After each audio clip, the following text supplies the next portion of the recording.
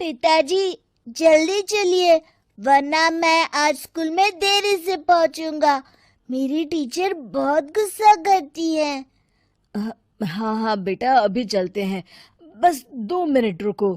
तभी रमेश की पत्नी कमरे से बाहर आती है और रमेश से कहती हैं, सुनिए जी, आज शाम को आप ऑफिस से ज़रा जल्दी घर आ जाइएगा।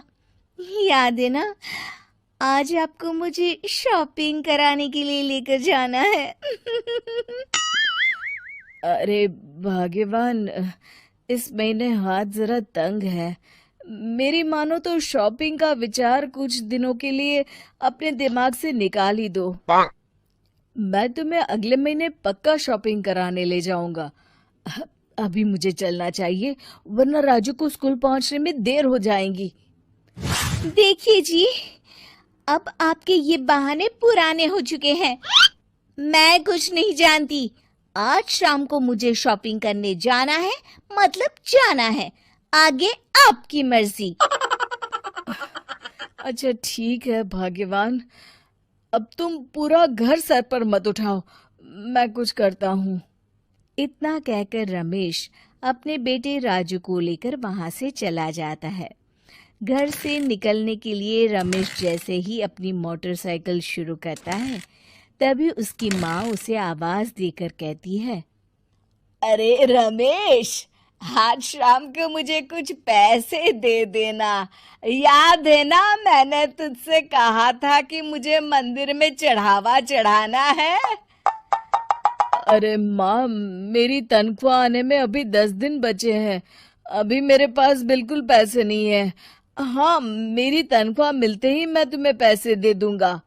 रमेश की माँ चिढ़कर कहती हैं, अरे तेरा दिमाग तो खराब नहीं हो गया? मैंने तेरे भरोसे मंदिर के पुजारी जी से वादा कर दिया है और तू कह रहा है कि पैसे नहीं है। अब मैं पुजारी जी को क्या जवाब दूंगी? तुझे तो मेरी इज्जत की भी कुछ परवाह नहीं है। अच्छा ठीक है माँ, अब तुम गुस्सा मत करो, मैं शाम तक कुछ इंतजाम करता हूँ। इतना कहकर रमेश वहां से चला जाता है। फिर दोपहर को जब रमेश अपने दफ्तर में बैठा होता है, तब उसे अपनी पत्नी और माँ की बातें याद आती हैं। रमेश अपने दफ्तर के एक साथी मोहन से कुछ रुपए उधार मांगता है। अरे भाई मोहन, मेरा एक छोटा सा काम कर दो, मुझे कुछ रुपयों की सख्त जरूरत है। मुझे कुछ दिनों के लिए क्या तुम रुपए उधार दे सकते हो?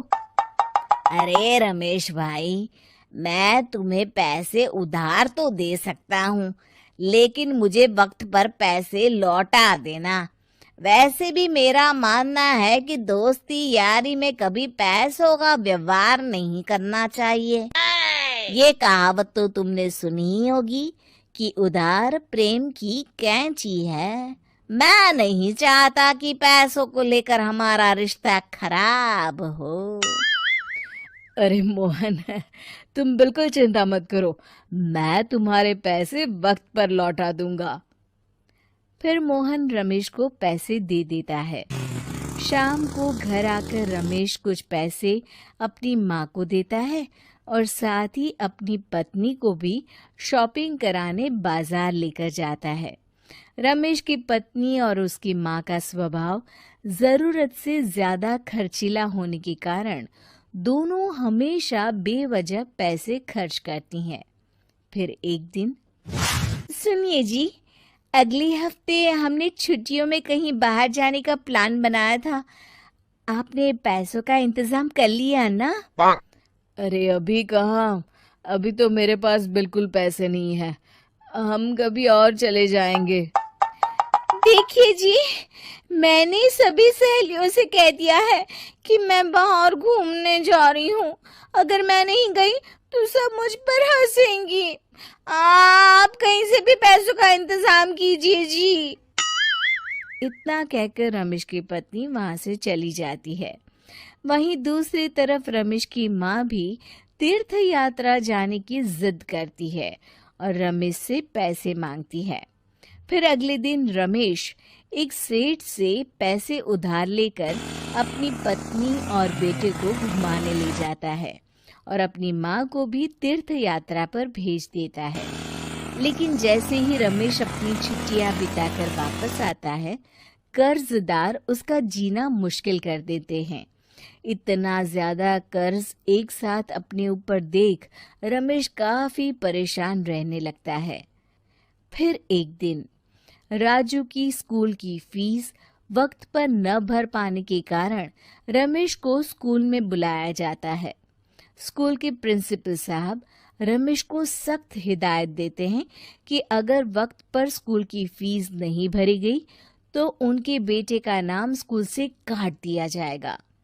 अपने बेटे की स्कूल की फीस भरने के लिए रमेश अपने दोस्त गिरधारी से कुछ पैसे उधार ले लेता है और स्कूल की फीस भर देता है। रमेश की माँ और उसकी पत्नी खर्चे और घर की जिम्मेदारी संभालते संभालते धीरे धीरे रमेश पूरी तरह कर्ज में डूब जाता है। और तभी एक दिन दफ्तर में काम करते समय रमेश की तबीयत अचानक बिगड़ जाती है और वो बेहोश होकर गिर पड़ता है। उसे जल्दी से पास के एक अस्पताल में भर्ती कराया जाता है। रमेश के घर वालों को ये बात पता चल जाती है तो वे सभी अस्पताल पहुंचते हैं। अस्पताल के डॉक्टर साहब उन्हें बताते हैं, देखिए, देर रात तक जागने और जरूरत से ज्यादा काम करने की वजह से इन्हें चक्कर आ गया था। बेहतर यही होगा कि इन्हें कुछ दिनों के लिए पूरी तरह आराम करने दिया जाए। रमेश की हालत देखकर उसके बेटे राजू को बहुत गुस्सा आता है और वो अपनी दादी और माँ से कहता है, माँ, दादी, मैं इतना छोटा हूँ, फिर भी मैं इतना समझता हूँ कि पिताजी दिन रात दफ्तर में काम करके पैसे कमाते हैं। पिताजी अकेला पूरा घर संभालते हैं और आप दोनों अपने फिजूल के खर्चों के लिए उन पर दबाव डालते रहते हैं। आज पिताजी की हालत के जिम्मेदार तो आप दोनों हैं। राजू की समझदारी भरी बातें सुनकर रमेश की माँ और पत्नी को अपनी गलती का एहसास होता है और दोनों की आंखों में आंसू आ जाते हैं। फिर कुछ दिनों के बाद रमेश की तबीयत एकदम अच्छी हो जाती है और वो पहले की तरह अपने काम पर जाने लगता है। रमेश की माँ और पत्नी अब उसे किसी प्रकार की कोई तकलीफ नहीं देते और ना ही उससे किसी चीज की मांग करते हैं। फिर देखते ही देखते रमेश अपने कर्ज के सारे पैसे चुका देता है। उसकी जिंदगी पहले की तरह अच्छी हो जाती है और वो अपने परिवार के साथ खुशी खुशी रहने लगता है। शिक्षा, हमारे रिश्ते एक तराजू की तरह होते हैं जिसकी दोनों ओर जिम्मेदारी और समझदारी का वजन बराबर होना चाहिए।